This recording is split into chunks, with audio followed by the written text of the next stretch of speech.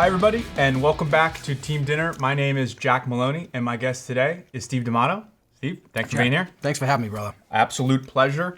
And we are eating Zo Greek from Assembly Square in Somerville, and we're already pigging out because it's fantastic. And As I have a mouthful of food, I gotta say, this is some of the best Greek I've ever had. And it really is, it's good, so we're going to continue to munch on that, and we're going to get into the fun stuff. Don't threaten me with a good time. All right, so first question is one that has been coming up in my comments quite a bit, which is region of the state, who has the best food, and the state is going to get divided up this way. Boston is a region. Then there's north of Boston, so the North Shore and in a little bit. South of Boston, South Shore and in a little bit. Metro West, Central Mass, Western Mass. Who's got the best food? Well, I think the answer is starting to become cliche because it's the same answer over and over, and it's undoubtedly the North Shore. Yeah. And it's, you know, it's strange to say that because we have Boston, one of the major cities of the world, and it's great, but I think what makes it even more special on the North Shore is that does exist next to Boston because it's maximum exposure to everything. You have some of the best Italian restaurants that can rival the North End. You have Latin American communities with crazy Hispanic food. You have crazy Greek places. You have steakhouses. You have legendary seafood places. You just have everything that exists that is great on the North Shore. I love it. I love it. Is there, if we zero in on the North Shore even closer, is there a city or town that you think reigns supreme? I think that depends on What kind of food? Yeah. I mean, obviously, you know, you're talking the beefs, you're talking that pocket of Peabody and Danvers, but you're talking about the seafood, then you're getting up to the Ipswich and all that. Yeah. And then you get the crazy rivalry in the beach pizza, which is up in Salisbury. Yeah. So kind of depends on what. Yeah. Great way to start off the show. Now let's jump as far back as we can here. So how did you're on NESN, your social media is blowing up. How did we get from a kid in East Boston to sitting here today? And many year process, but let's cover the hits. Excuse me, you got all this good food here. I'm still chewing. Well, Jack, it's always hard to talk about yourself, but I mean, I guess it is kind of an interesting story.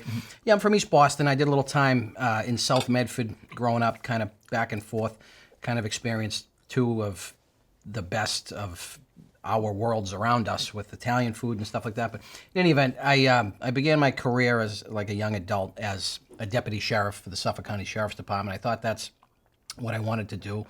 And I did that for a while. And then I shift gears into the court system. I became a court officer. I did 5 years in Chelsea and then transferred to Lowell. And then COVID struck. And that's kind of what did this. And I feel like a lot of the personalities that you see on social media now and a lot of the celebrities that have been born lately have really been born out of COVID. Yeah. I'm not saying that I'm at that point yet, but it certainly gave me the jump that I'm where I'm at. So throughout COVID, the trial court, we were working crazy shifts. We were working 1 week and we were off for 3 with COVID. And we were essentially sitting home with nothing to do. Yeah. And I created a Facebook group called Boston Pizza Wars, and it exploded. It went nuts. We tacked on tens of thousands of followers, and suddenly I had this audience of 20-something thousand followers, and I saw a value to it. Yeah. Not just for what, not just for acting like a clown or doing content, but for also doing good. Yeah. And we were actually able to launch that into charity events and, just doing great things for the community. We held a number of events. We were able to raise, I believe it was to the tune of $25,000 for one of our members who had passed away. We covered his entire funeral from the members of the group. So we were doing great things. And I also began kind of doing some food reviews in it. We were out of control. We were menaces. I was running around in a banana suit. It became an outlet for a lot of people during COVID who were going through so much during COVID to laugh, to be funny, to do things. People were posting videos, doing pizza reviews, food reviews, and we were out of control. And we had so much fun doing it.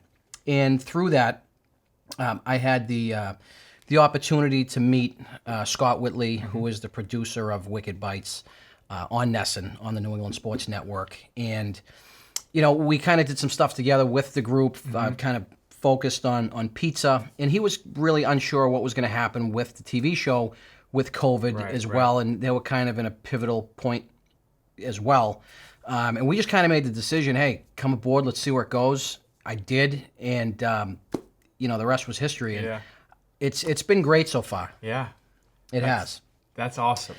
And once I started working with Wicked Bites and Scott, it just opened up so many other things. Social media, some of the comedy. I got to meet so many different people. So it's been a great ride, and I continue till this day to see the growth from it. Yeah. And I was never really concerned about social media. I was focused on the TV stuff, and then I realized how important the social media stuff is. Yeah. So in 2025, I made a New Year's resolution that I was going to focus on my social media, and since this past June, I went from 8,000 followers to about 22,000 in such a short period of time. It's been crazy. Yeah, that's amazing. I love that. That is, I think you're right. We have people on the show from all different areas, but it is not an uncommon path that the pandemic, COVID, changed people. And we had a guy on here who's got a tremendous following, and he was a photographer. And then in COVID, he was kind of like, he thought the social media platforms were putting more towards video, and he had all this time, and he was like, I guess I'll just do video, and then took off, right? And it's like, it was this pivot for everyone. And so, well, it's a challenge, right? And there's no rules, and you don't know what's going to take off, and it's a constant game of trial and error, and you just don't know. I mean, I can spend 3 hours editing a video that I think's awesome, and I can't wait to post it. You get it out there, and bang, it just dies. It doesn't do well. Yeah. But then you pull your phone out for 10 seconds and grab a clip of something and post it. Bang, you got 1 million views. So there's just no rhyme or reason. Yep. And it's a complete luck of the draw. Yep. So. Yep. I guess I kind of like that challenge. I know, it's great. And so then let me go back to the Pizza Wars. Yeah. Was there a singular winner of Pizza Wars? Was there one pizza place that is perceived to be the best in Boston or Massachusetts? So throughout its life, and I'll say its life because it's kind of simmered down a little, and more so because of me, and I can tell you why later, but throughout its life, that was the goal, was to never let that happen, because it's a never-ending battle of you say what's the best, you say what's the. It was just a continuous. People at each other's throats over it, and it was great. I will say there was obviously some ones that stood out over the others. And obviously, you have your greats, which are never going to change. The staples, your Santapios, your Regina's, your Bianchi's, the Brown Jug in Chelsea. I mean, those are the staples, of course, in this area. But there were some really great new and emerging ones at the time. You have grand finales up in Salem, New Hampshire that really had a lot of attention. Volo on Swampscott Beach, which is doing a Detroit-style pizza, which is just nuts. And some really other cool spots. And that's the thing, too, is there's so many different kinds of pizza. So it's like, what kind? So it's just a constant, it was constant chaos in the best way. Yeah. Do you personally have a single favorite, or is that too hard to say? Pizza? Yeah.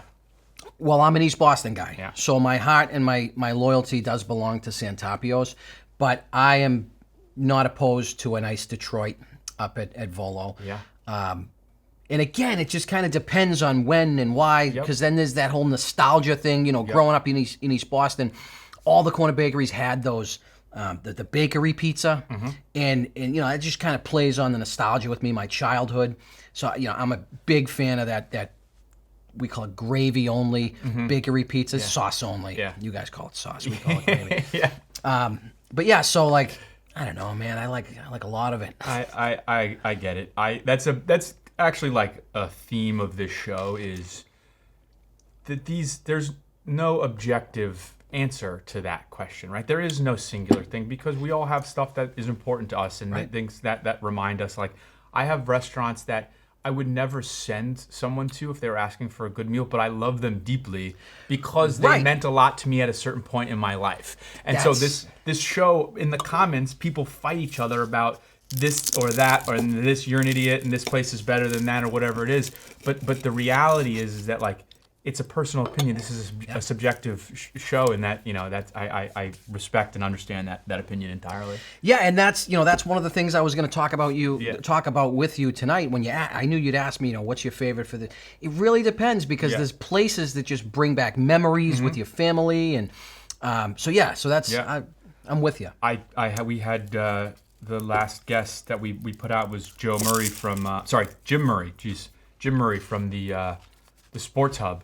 And he, on his last night meal, he was like, listen, there's a million restaurants that I know are better than this, but I grew up on the North Shore and I want like seafood from Kelly's and I want Kowloon. He goes, because that's just like, if I'm going to die tomorrow, so I don't care about how. It's comfort. Exactly. And I think that, and of course in the comments, people are like, he's an idiot. It's not what it's about. Folks, it's not. It's not what it's about. And I'm in full agreement. You might hear something similar from me in a different way. Yeah. I mean, how is East Boston? I shot with your friend Nick Boulason. Oh, my pal. Yeah, I saw. He was actually. He asked me if I knew you when I was like, I know of him, but so I shot a little interview with him in the deli, but that was the last time I was in East Boston. It was a couple. Maybe 2 months ago, maybe a little less than 2 months ago. But East Boston's changing a lot. Yeah. I mean, what do you his point of view, which I love, which is like change is happening all the time everywhere, right? And he's like fully embracing it, and he's trying to incorporate everything he can to serve both the old school citizens and the new people that are coming in. I mean, have you found that East Boston is How different on its surface is it from when you were growing up? It's completely different. I've been out of East Boston for a while. Yeah. Born and raised, my entire family's from there. My heart will always be in East Boston. Yeah. And what Nick says is entirely right. Everything changes in time. Before the Italians were there, there was a different culture in the city, and after us, it became more Hispanic, and then. Now it's really taken on the vibe of the seaport. Mm-hmm. It's just constantly evolving. And as somebody from there, and I know that a lot of people that are still there from the old East Boston would agree with me. We just want them to love it as much as we do. Yeah. Because it's a special place. Mm-hmm. Right on the water, right on the harbor. It's magical. Mm-hmm. It really is.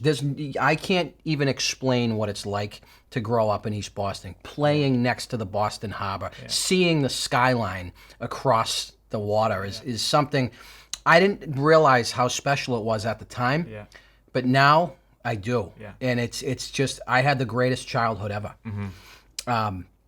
But Nick Malaysian, that's a place that's timeless, where time stands still, where you can experience what East Boston was today. Yeah. And I love the place. Yeah. Actually, I almost wore that shirt here tonight. Oh, cool. But we're talking about Carmela's in East Boston for I don't think I mentioned it, but yeah, Nick is the owner of Carmela's in East Boston. It's a great deli, great food. Check it out. Big fan of Incredible. Nick. Nick's a great guy as well. All right, good stuff. So I think that gets us to some questions, if you're okay with it. Yeah. And we will start with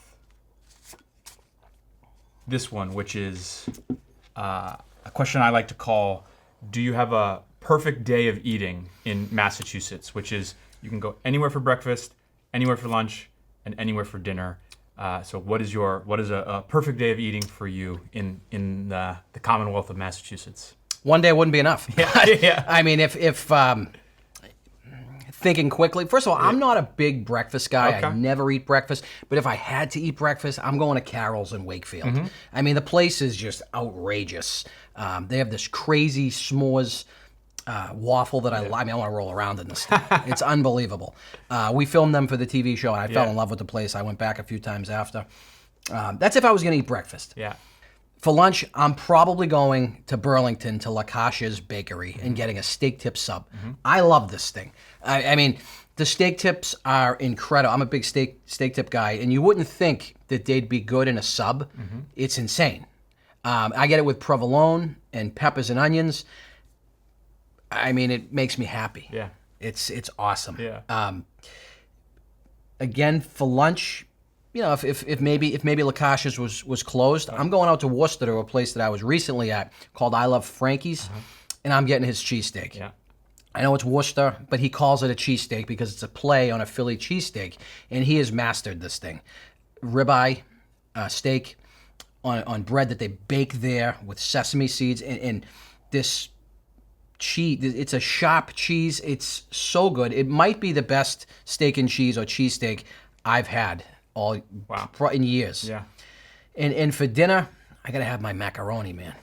We call it macaroni pasta. I have to have my pasta, and just the vibe. I'm probably going to the North End, and I'm probably going to Bencato.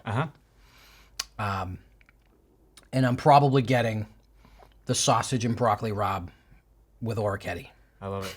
I love it. Little hot pepper flakes, little Parmesan. I'm happy. That's it. Is that is that your favorite restaurant in the North End? I don't have a favorite restaurant. It's tough to pick, right? I think that there's so many great ones that are great in their own way. I don't think you can lose. Yeah. But it's one of my favorites. It is one of your favorites. Sure. What, did you have a couple other favorites you could share? Big fan of Brico. Yeah. Big fan of Tresca. And I was a big fan of Rabbia Dolce Fumo, and they just closed. But hopefully they're going to open back up. Good. Very good answer. This is one that is I think this is fun, which is like a budget meal, like a cheap meal. Your budget is tight, you want to save some dough. Where you eating? You're gonna call me an idiot, but I'm going to Taco Bell because for $10 I'm gonna get 22 tacos. Yeah. All right. Yeah. Hard ones, soft ones, and I'm gonna sit in my car and I'm gonna eat all of them. I love them. I like it. I mean, there's a time and a place for Taco Bell. I agree. And I'm a fan. I agree. It's cheap, and you can't go wrong with pizza. I mean, right. for $16, $17 you can feed a family. Yep. So, pizza will be the next option, but that's too boring. Yeah. I love Taco Bell. I'm sorry. It is what it is. You got nothing to apologize for. Cool. And then this one would be, do you think there's a type of food that we do well here that doesn't get the credit it deserves? Well, so I think that there is an area and a pocket within that area that really deserves more attention. Okay. In a specific culture. East Boston and Chelsea are probably the strongest Latin American communities in New England. Yep. And some of these neighborhood restaurants are just insanely good. Yep. And they go unnoticed because a lot of them aren't on social media doing crazy things, and people aren't really going there for it. They're more neighborhood places. But if you go into those neighborhoods and you give it a shot, it's going to blow your doors off. Yeah, I agree. I think East Boston and Chelsea. You go up to you go north a little bit. Lynn has some really good options, and you're right. You're right. It's that. I mean, call it whatever you want, but like white people aren't going there and posting on social media, so people don't know about it. Like that's kind of it, right? Like the influencers that say, come with me and they're not going there, and I agree. So you kind of have to know on a lot of those places, right? Right. I think that's right on. So that's the thing. But I'm starting to see a little bit more now. People are kind of catching on to it. Yeah. And I'm seeing it a little bit more, and I hope that continues because a lot of these places are mom and pop spots, and that's really what I love to focus on. The bigger places, they don't need the attention. They don't need the attention. These small mom and pop places, they're paying for their kids' baseball and football with this kind of money. And that's the other thing with the stuff that I do. People sometimes I hear from people like, "Oh, you never talk about the bad stuff," or maybe you're not telling the truth, or it's fake, or it's a fake review. I go to places all the time and I don't like something, I'm just not going to talk about it. I'm not going to trash somebody's business that they've invested their life in. I'm going to find something that I like, and I'm going to talk about that. And I'm just going to exclude it. And other people talk about stuff that they don't like, and they do a great job at that. And that's great. It's just not my style. Yeah. People have given me a similar complaint. I'm not nearly as well traveled as you are, but I agree. I am not a critic. There are so many people out there that are rating food, they're reviewing food. That is not what I want to do. And I get the same criticism. And I don't understand it. There's enough people out there that, listen, it's one thing if you want to rip on a restaurant group that has, corporate backing or whatever it is. You're talking about a guy who's, working 2 jobs or whatever it is. To me, it's not what I would ever want a platform to do. So I understand it. I respect it. That's exactly it. And every place is going to have a bad day. It just comes with it. You can't please everybody, and I'm not going to like the stuff that you like. You're not going to like the stuff that I like, and I don't have to like you. That's just the way it is. It's just the way it is. Exactly. Yeah, and it's not. I'm not lying, right? There's no lies. You just don't have to talk about it. Exactly. Don't kill the guy. Exactly. You know what I mean? Just find what's good and talk about that. I agree. That's what I do. I respect it. So then the flip side of that question, which is, what we do well, do you think there's anything that is here that is like overrated, that is too hyped up and is just kind of past its prime, let's say? You want to know something? Yeah, I do. Yeah. But I don't think it's exclusive to our area. Really, I think this is something probably nationwide. And it's smash burgers. I mean, look, the purpose of a smash burger is to create a crispy, kind of caramelized, flavor-locked burger, but it's not. All right, most of the time it's just a greasy pile of beef that they screwed up. All right, they don't all get that right. Yeah. I don't know about you, but I would prefer a massive, juicy burger. R.I.P. to Fuddruckers. I'll never get over Fuddruckers.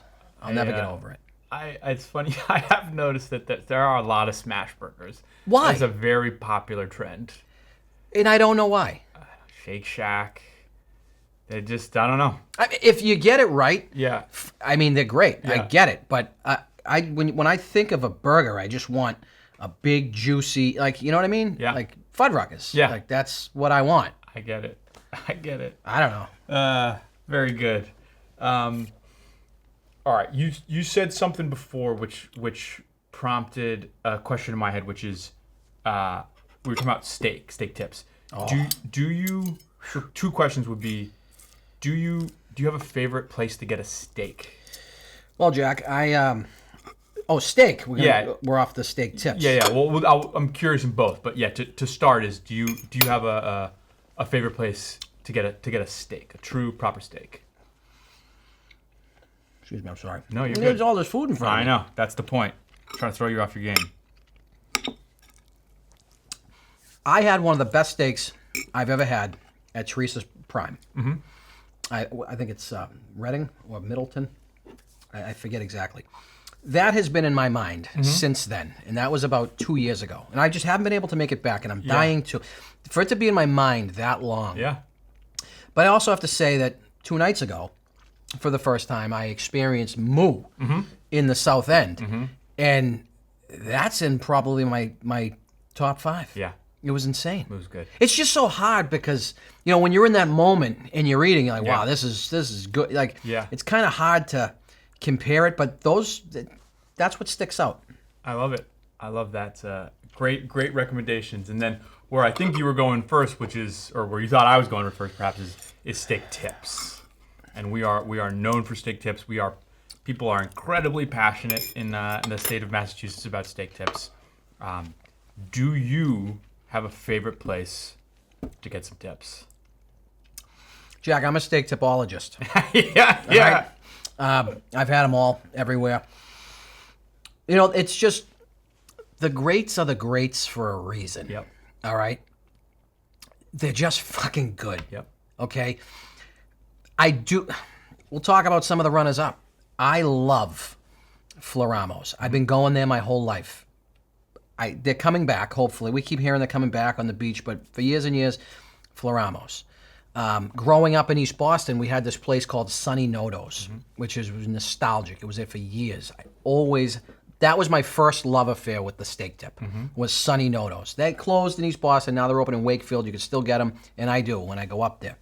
That was really my first love affair. Then it blossomed into Floramo's, and then the New Bridge, and then I experienced Champions, and Champions just takes them all out. Yeah, It's outrageous. it is good. And it's all in that, again, the North Shore pocket. Sure. I've not found a steak tip that can even come close to it, any of those, anywhere else. Yeah. Tuckaway Tavern up in New Hampshire, it's great. It's not that. Right. I love it. That is, and I will say that there is something special when the most hyped place, the most talked about place, delivers on the promise, right? It is that, because that's hard, right? Because you're going in there and the bar is so high, and when it clears the bar, it's like that is a very special thing. Well, I'll say one thing. I recently did a steak tip review at a place, and I don't want to name it because I don't want to kill them because their food is awesome. Otherwise, I think they need a little help in the steak tip category. One of the things you'll notice that they all have in common, all of the greats, is that the sauce or the marinade has a little bit of sweetness to it. You can't get away from that. They all do. Yeah. If you're doing a steak tip that doesn't have that, I just don't think you're ever going to enter that arena. Yeah. Steak tips should be sweet. I agree. I'm not talking candy sweet, but there Yeah. should be a slight sweetness to them, in my opinion. Yeah. I agree. Those are great references, and making me want steak. Cool. All right. So then, this question is this is one that I think this show is maybe starting to get known for because people keep asking me about it, which is you're gone tomorrow, last night on Earth. You're in Massachusetts, and you got to have one final meal. What are you eating? I'm easy. And again, I think I've heard some people say this. It's not always about the food. Yep. All right? It's nostalgic. It plays on your memory, childhood. Yep. I grew up in East Boston. Every one of my major life events was celebrated at Santapio's with family. The smell, the taste, the flavors of a Santapio pizza, it does something to me. I'm getting a Santapio's pizza, well done, with garlic, but it doesn't end there. You're getting a side sausage, because the sausages are incredible, and your cherry peppers. And you're going to poke a hole in the cherry pepper, and you're going to squeeze that juice all over the pizza. And then you're going to go back to the sausage, and you're going to cut it. And everybody says to me, why don't you just put the sausage, get it on the pizza? It's not the same. You're going to cut a piece of the sausage, and then this is the only time it's okay to use a fork and a knife with pizza. You're going to cut a piece of the pizza. The sausage, the pizza, into your mouth. I can't even think about it right now. That is good. Nuts. I love the detail. That is a death row meal with detail. It tastes even better. And I appreciate it. We've not had a Santapio's last night on Earth reference, so Really? we're adding it to the we're gonna add it to the list. I don't even know if we've had a pizza one, to be honest. Wow. Everyone's got But something fun. Yeah. There's so many other great things, Yeah. but for me, it's more so like I like to bring it home. I agree. I'm big with nostalgia, and I mean, like that's the thing. Like when I think about a place, is it a great place? Somebody asked me, is that a great place, or they have good stuff? Is it worth going to? It's not always about the food, right? Yeah. So it's like the experience, the vibe, the service. Who were you with when you were there? It's the overall experience is the way that I really kind of think about a place. I agree. I saw someone recently say people will always go back to a place with pretty good food and great service, vibe, atmosphere. They will often not go back to a place with great food and a bad atmosphere. And I do believe that is true. 150%. Yeah. It's the truth. It's the best. All right. So Steve, that is you've passed the lightning round of questions. Wow. You've passed with flying colors. With spinach in my teeth. With this food that just keeps I can't keep my hands off the spinach opener. Please Did take I it home. Say that right? Take it home. I don't think it's gonna make it home. So then, in conclusion here, and I'd love to talk about, we've talked about what you're doing now. We talked about kind of what you were doing previously. I'd love to talk about where you envision this all going. If there's anything beyond just head down, keep putting out consistent content like we've been talking about. Is there anything exciting coming up, end of this year or what have you that you are looking forward to? Yeah, what's in store? I'm just having fun. Yeah. I love what I do. Where it goes next, I'm not entirely sure because it's not about me. I have 3 small kids, and I've had many opportunities to do more that involve traveling and things like that. But I'm just not in a position to be able to commit to something like that with my kids and my other job. I think I'm happy doing what I'm doing. I would like to continue to grow on social media and be able to do more good with it. I'm starting to see that now where we run into people on the street and they say, we follow your stuff. And I just want to say to you, you have no idea how much it means to us to watch your stuff and be able to laugh. Yeah. Maybe we were going through something or, I was in the hospital and, we saw your stuff and, you gave us a giggle and it felt so great. And we want to tell you that stuff means the world to us. Yeah. That in itself is enough because it's not just the food stuff. Food's kind of our prop. Yeah. And we want to make people laugh. And I just love doing it, man. Yeah. I just love doing it. And I want to continue to do it. I want to continue to grow, and I want to do it more and on a bigger platform. I love it. It's perfect. Well, Steve, thank you so much for coming in. I appreciate it. You are welcome back anytime. It's been a pleasure. Thanks for talking, and please. I had an absolute blast. Come back whenever. We're here. I love it. Keep up the good work. You're killing it, brother. Thank you. I appreciate that.